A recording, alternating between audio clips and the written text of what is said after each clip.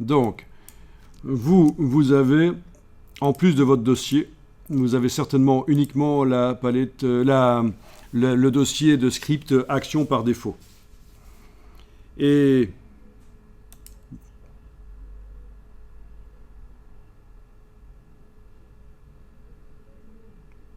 ah oui, dans la version 2022 de Photoshop, vous avez quelque chose de différent peut-être.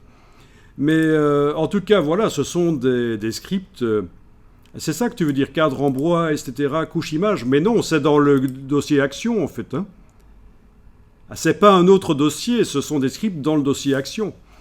Et donc, en effet, en fonction de ce qu'on veut obtenir, on peut utiliser un script. Il faut savoir comment les utiliser.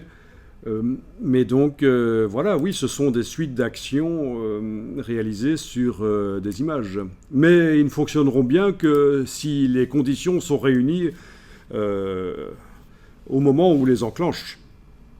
Bah oui, parce qu'il faut avoir, peut-être pour celui-là, reflet dans l'eau texte, il faut peut-être avoir un calque texte activé. Voilà. Mais ça, sur le site de Adobe, ils expliquent comment utiliser les scripts basiques qu'ils fournissent. C'est expliqué, en fait. Hein. Ah oui, et alors, il y en a certains qui peuvent même avoir des boîtes de dialogue. Ça aussi, c'est ce que j'explique quand j'explique en 1 heure comment faire des scripts complexes.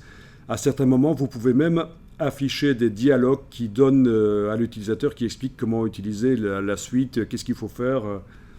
Voilà.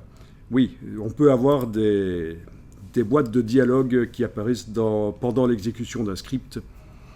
Le script se met en pause, ce qu'on appelle un point d'arrêt. Il peut vous dire, voilà, ce que tu dois faire pour la suite. Et quand c'est fait, tu cliques sur OK.